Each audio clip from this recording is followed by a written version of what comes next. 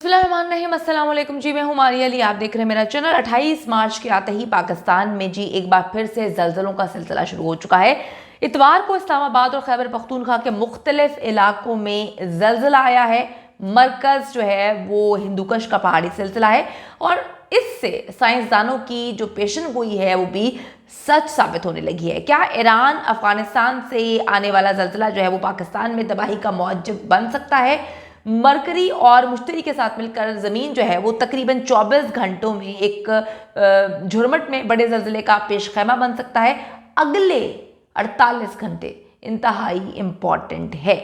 आप वीडियो को आखिर तक देखिएगा ताकि आपको इल्म हो सके कि किस तरह से एहतियाती तदाबीर जो है आप लोगों ने अपनानी है, क्योंकि इस तरह की जो आफात होती हैं, जो जल्जले होते हैं या बारिशें या तूफ़ान होते हैं, उसकी पेशन कोई एग्जैक्ट तो कोई नहीं कर सकता, लेकिन जो पिछले 6-7 दिनों में हुआ है और इससे पहले जो टर्की में हुआ है, जो पेशन गोइयाँ की गई, उसके बाद जो ट्वीट्स की गई, उसके बाद बताया गया कि चांद की डायरेक्शन क्या है जिसके लिए मामला जो है वो ख़राब हो सकते हैं, तो उससे हम लोग जो सिनेरियो देख रहे हैं वो ये है कि पाकिस्तान में जो है वो जल्जलों का सिलसिला शुरू हो चुका है। 21 मार्च को पाकिस्तान में एक शदीद जल्जला आता है और अल्लाह के करम से ज़्यादा नुकसान नहीं होता। 6.8 शिद्दत का वो जल्जला था जिसे हर बंदे ने विटनेस किया और कहा कि बहुत ही खौफनाक किस्म का सिलसिला था।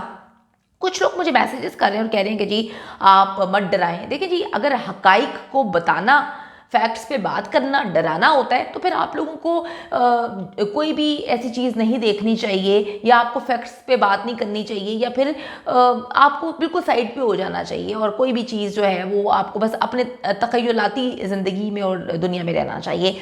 आपको फैक्ट्स पे बात करनी चाहिए और हम फैक्ट्स पे ही बात कर रहे हैं और ये बात करना ज़रूरी है उन पाकिस्तानियों के लिए जो समझते हैं कि जो मामला टर्की में हुए, उसके बाद जो मामला एशिया में और पाकिस्तान में हुए, अब चीज़ों को किस तरह से हम अपने आप को बचा सकते हैं, अपनी फैमिली को बचा सकते हैं। 21 मार्च को जल्जला आया, उसके बाद से अब तक जल्जलों का सिलसिला वक्फों से जारी है।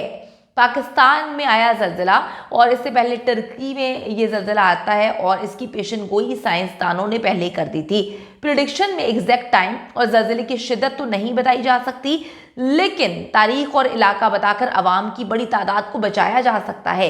एक बार फिर 28 से 30 मार्च को जल्जले की फ्रैंक ने जो पेशन गोई की है वो सच साबित होती हुई नजर आ रही है। इसकी वजह है कि इस्लामाबाद और खैबर पख्तूनख्वा के मुख्तलिफ इलाकों में जो है वो जल्जला आया है। इतवार को ये जल्जला रिकॉर्ड किया गया है।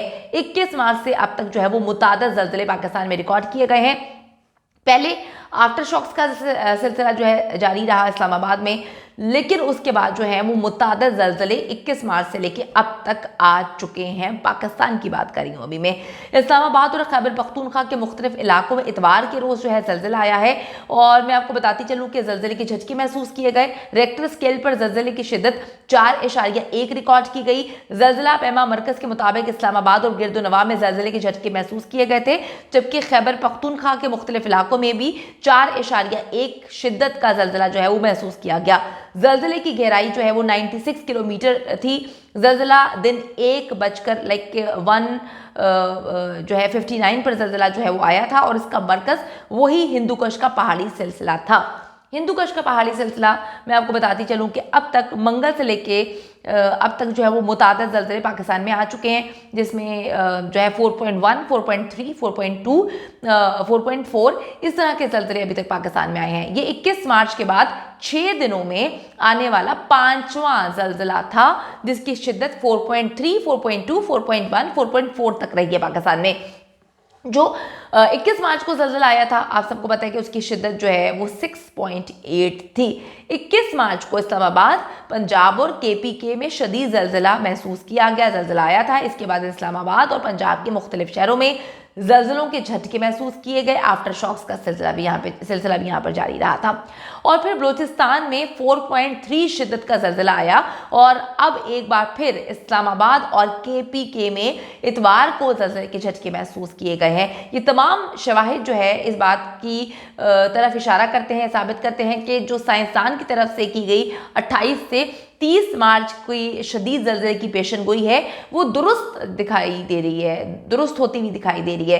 देखिए, हर चीज़ पे कादिर तो अल्लाह ताला की ज़ात है, उससे मतलब साइंस इतनी जगह तो नहीं पहुंच सकती, लेकिन जो अभी तक पेशन गोई की गई है उससे यही बातें साबित होती हैं कि जो उसने टर्की से लेकर अब तक जितनी भी प्रेडिक्शंस की थी वो सही साबित हुई हैं। मैं थोड़ा सा आपको बताती चलूँ कि टर्की में ज़लज़ले की सही पेशन गोई करने के बाद से फ्रैंक ने ज़मीन की हरकत और सैयारों की मूवमेंट के मुताबिक जो है वो कुछ नई प्रिडिक्शंस की थी।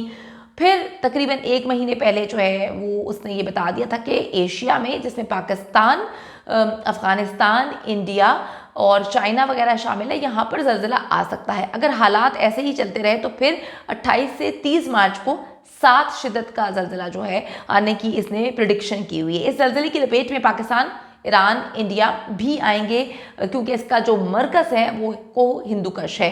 अल्लाह ताला जी हम सबको अपने हिफ्ज़-ओ-मान में रखे, आमीन सुम्मा आमीन। और एहतियाती तदाबीर तो डेफिनेटली करनी चाहिए। अगर आपको लगता है कि आपकी तबीयत ख़राब है तो आप डॉक्टर से कंसल्ट ज़रूर करते हैं, चाहे वहाँ पे जाके आपको इल्म हो कि नहीं हमें महसूस हो रहा था तबीयत ख़राब नहीं है, बुखार नहीं है, लेकिन कुछ अंदर से महसूसियात ऐसी हो रही थी कि शायद बुखार होगा। आप डॉक्टर के पास ज़रूर जाते हैं, आप उसको कंसल्ट ज़रूर करते हैं। या आप किसी एक डॉक्टर के पास जाते हैं, आप सेटिस्फाइड नहीं होते तो आप कहते हैं कि नहीं हमें सेकेंड ओपिनियन लेनी चाहिए, या फिर दूसरे डॉक्टर के पास जाते हैं, तीसरे डॉक्टर के पास जाते हैं। हालांकि आपको अगर कुछ भी नहीं होता या पहले डॉक्टर की कही भी बात सही होती है तो आप थोड़ा सा टाइम देते हैं, मार्जिन देते हैं। यही इस तरह की बात है कि अल्लाह ना करे कि आए, अल्लाह ताला हम सबको अपने हिफ्ज़-ओ-मान में रखे, आमीन सुम्मा आमीन। लेकिन अगर खुदा ना खास्ता आ जाता है तो हमें उससे किस तरह से बचना है, हमें जो है उससे किस तरह से अपने आप को बचाना है। मैंने जो है इस हवाले से वीडियोस बनाई हुई हैं, आप जाके फोल्डर देख सकते हैं, उसको जाकर आप देखें कि किस तरह से एहतियाती तदाबीर, किस तरह से अपने आप को बचाना चाहिए। मैं आपको बताती चलूँ कि नए चांद की इर्द गिर्द मजबूत ज़लज़लों का एक आम झुरमुट दिखाई देता है। जो सूरज है वो मरकरी मुश्तरी के मिलाप के साथ 28 से 30 मार्च में बहुत अहम तारीखें हैं। ये नॉर्मली जो है ज़लज़ले कभी कभी ही आते हैं और बड़े ज़लज़ले तो बहुत कम आते हैं, लेकिन जब खुदा न खास्ता बड़े ज़लज़ले आए तो बहुत ही ज़्यादा जो है वो तबाही होती है। आपने शाम में देखा, आपने टर्की में देखा, 50,000 से ज़ायद आवाम जो है वो लुक़्मे अजल बन चुकी है। अच्छा जी, अगर मौजूदा हालात को देखते हुए साइंसदान जो पेशन गोई कर रहे हैं, अगर इसका सिलसिला जारी रहा तो अब 29 तो 30 बहुत इंपॉर्टेंट डेज है। ये बदतरीन सूरत में जो है जो उन्होंने पेशन गोई की है कि 6 से 7 शिद्दत तक पहुंच सकती है। ये ज़मीन की क्रस्ट की हालत पे जो मुनहसर है कि जी ज़लज़ले का रद्द-ए-अमल जो है वो किस तरह से आ सकता है। मैं आपको बताती चलूं कि ज़लज़लों की पेशन गोई करने वाले साइंसदान ने नया दावा किया था कि 11 से 20 मार्च के दौरान कोई जो बड़ा ज़लज़ला है वो नहीं आएगा, और ऐसा ही हुआ। इस दौरान कोई बड़ा ज़लज़ला नहीं आया। 21 मार्च को पाकिस्तान में ज़लज़ले के शदीद झटके महसूस किए गए, जिसकी उन्होंने प्रेडिक्शन कर दी थी पहले। अब इन्हीं साइंसदान ने जो है 28 से 30 मार्च को क्रिटिकल करार दिया। अल्लाह ताला जी हम सबको अपने हिफ्ज़-ओ-मान में रखे, आमीन सुम्मा आमीन। एहतियात जो है वो बहुत ज़्यादा बेहतर होती है। अल्लाह ना करे आए, अगर नहीं आता तो ठीक है, इसमें किसी का कुछ नहीं जाता। अगर खुदा ना खास्ता आ जाता है तो आपको एहतियाती तदाबीर पता होनी चाहिए कि आपने क्या करना है, किस तरह से अपने आप को और अपनी फैमिली को बचाना है। और मोबाइल पर वो आप एक्टिव कर लीजिए। मैंने आपको बताया था कि जब ज़लज़ला आया था मंगल के रोज़ तो मेरे मोबाइल में तकरीबन 7 मिनट पहले मुझे एक मैसेज रिसीव हुआ था। मैंने अपनी गाड़ी जो है वो एक सेफ जगह पर पार्क कर ली थी, और उसके बाद जो है मैं समझने की कोशिश कर रही थी कि क्या है, और उसके थोड़ी देर बाद ही ज़लज़ला आ गया। तो अपने आप को, अपनी फैमिली को बचा के रखें।